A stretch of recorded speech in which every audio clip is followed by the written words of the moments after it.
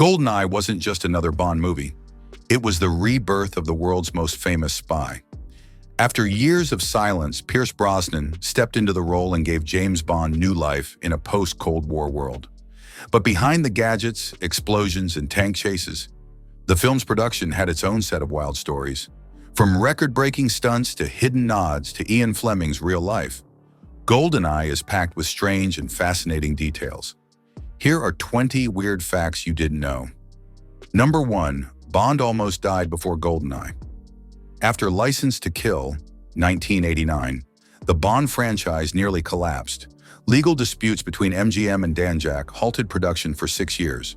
For the first time since 1962, the world thought James Bond might be done for good. Studios doubted whether a Cold War-era spy could still be relevant in the modern world.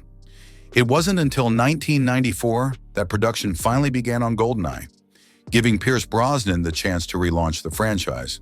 Without it, Bond may have disappeared entirely from cinema history. GoldenEye wasn't just a film, it was a resurrection that saved 007. Fire!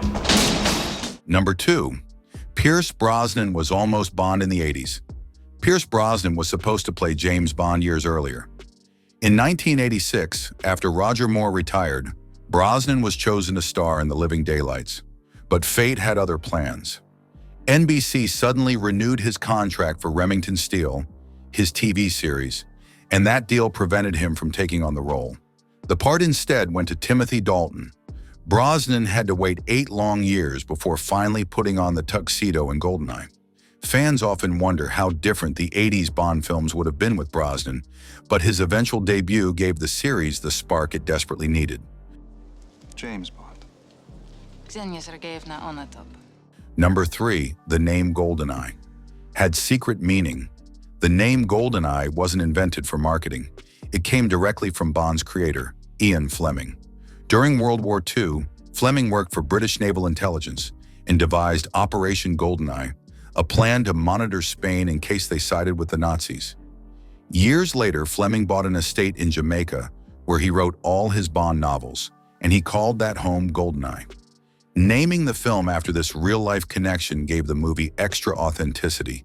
It tied Brosnan's debut back to the roots of the franchise and Fleming's world of espionage.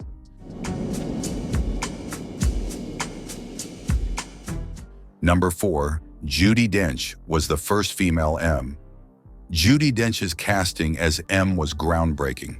Inspired by real-life MI5 director Stella Rimington, Dench's M wasn't just another boss. She was sharp, no-nonsense, and unafraid to call out Bond for his outdated attitudes. In her famous scene, she calls him a sexist, misogynist dinosaur, directly acknowledging criticisms of the character in the modern age. This bold choice not only redefined the Bond dynamic, but also helped the franchise adapt to the 1990s. Dench's M became so iconic that she continued in the role long after Brosnan left. Because I think you're a sexist, misogynist dinosaur. Number 5. The tank chase was 100% real. One of the most iconic sequences in GoldenEye is the tank chase through St. Petersburg. Unlike today's CGI heavy action, this scene was shot practically. The production team acquired a Soviet T-55 tank, stripped it down, and rebuilt it with hydraulic controls so it could barrel through walls and crush cars on cue. Filming on real Russian streets caused chaos. Residents thought a coup was happening. The scene became one of the most famous action sequences in Bond history and proved that practical stunts always outshine digital tricks. Number 6. The bungee jump broke records. The movie opens with one of the most spectacular stunts ever filmed, Bond bungee jumping off Switzerland's Verzasca Dam. At 220 meters, over 720 feet, it set the world record for highest bungee jump in a film. The stuntman, Wayne Michaels, leaped without hesitation, creating an instantly iconic Bond moment. Audiences were left breathless, and years later, the jump was voted the greatest movie stunt of all time. To this day, fans travel to the Verzasca Dam to recreate the experience, making it a real-life Bond pilgrimage. Number 7. Sean Bean's Death Was Over the Top. Sean Bean plays Alec Trevelyan, Bond's fellow agent turned villain, and true to his reputation, Bean dies, spectacularly. After a brutal fight on the satellite dish, Trevelyan falls hundreds of feet. Somehow he survives the fall, only to be crushed moments later by the collapsing satellite. It's one of the most excessive villain deaths in the series, but it perfectly fits Bond's larger-than-life style. Bean's performance gave Bond a personal enemy, and his over-the-top demise remains unforgettable.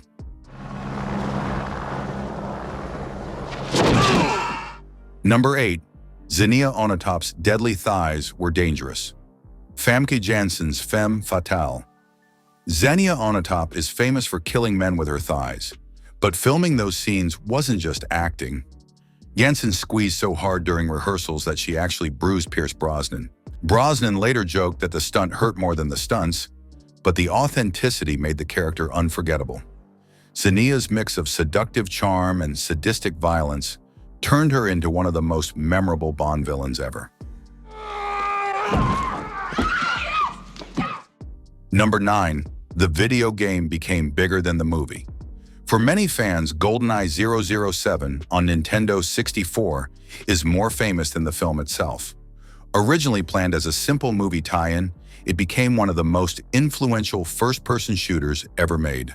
With split-screen multiplayer, stealth mechanics, and iconic levels, the game redefined console gaming. It sold over 8 million copies and turned Bond into a gaming icon for a whole new generation. Some younger fans even discovered the movie only after playing the game. Number 10. Russians thought the tank was real. While filming in St. Petersburg, the production unleashed a modified Soviet tank through city streets. Locals, unaware it was a movie shoot, panicked and called authorities.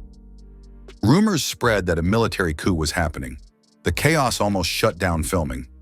Luckily, once the misunderstanding cleared, the sequence continued, becoming one of the most unforgettable action scenes in Bond history. Number 11. Alan Cumming made Boris comedic. Alan Cumming played Boris Grushenko, the eccentric Russian hacker.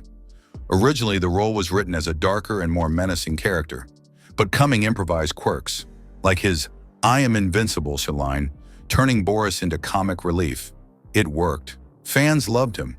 His exaggerated mannerisms made him one of the most memorable Bond-side villains, and his explosive ending remains a fan favorite. Yes! I am invincible! Number 12. The satellite dish was real. The finale takes place at a massive satellite dish. Surprisingly, it wasn't a set. It was the real Arecibo Observatory in Puerto Rico, one of the largest radio telescopes in the world.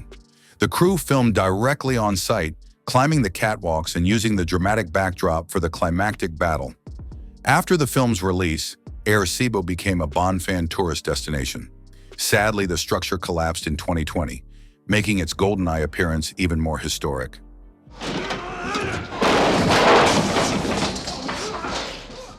Number 13. Brosnan injured his hand. During the fight sequence atop the satellite dish, Pierce Brosnan injured his hand badly. While filming the intense combat scenes with Sean Bean, he cut his hand so severely he couldn't properly clench his fist for the rest of the shoot. Despite the pain, Brosnan continued filming, hiding the injury from most of the audience. His dedication gave the fight its raw intensity, adding realism to the climactic showdown.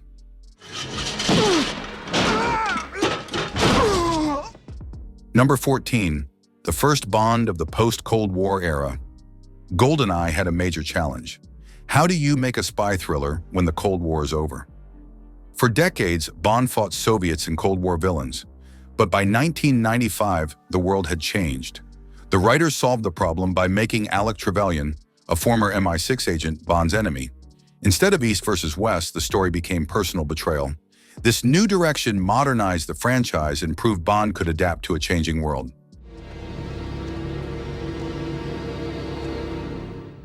Number 15. The BMW Z3 was all about marketing. Bond traditionally drives Aston Martins, but in GoldenEye, he briefly uses a BMW Z3. Surprisingly, the car barely does anything in the film.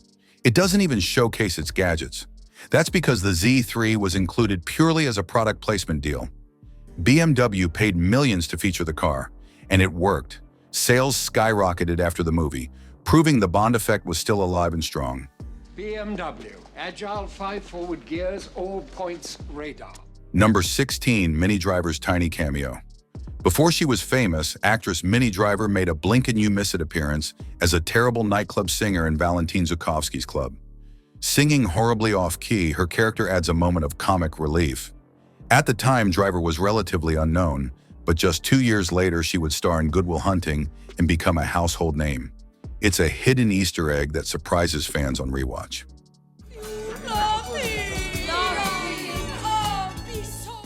Number 17. Writers updated Bond for the 90s.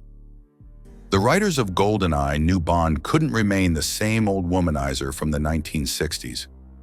Modern audiences demanded more depth.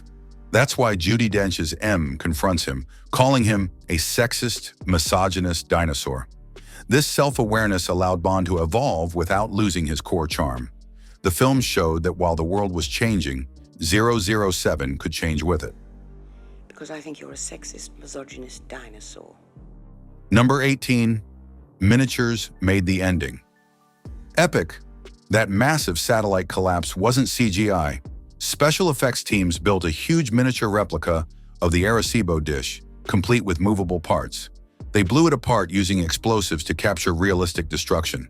Combined with clever editing, the sequence looked spectacular and fooled audiences into thinking it was full scale. Practical effects gave the finale a tangible weight that CGI of the 90s could never replicate. Number 19. The soundtrack sparked controversy. The score by Eric Serra divided fans. Many felt it didn't sound like Bond, especially during action scenes. Producers even hired another composer, John Altman, to rescore the tank chase, giving it the classic Bond feel.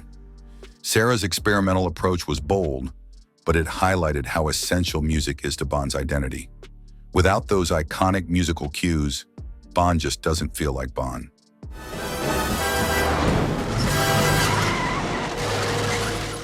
Number 20. GoldenEye saved the franchise. GoldenEye was a gamble. Could Bond survive in a post-Cold War, post-Timothy Dalton era? The answer was yes. The movie grossed over $350 million worldwide, reigniting interest in the franchise and proving 007 was timeless. Pierce Brosnan's suave performance, the bold new direction, and unforgettable action scenes made sure Bond not only survived, but thrived into the 21st century. Without GoldenEye, we might never have seen modern Bond.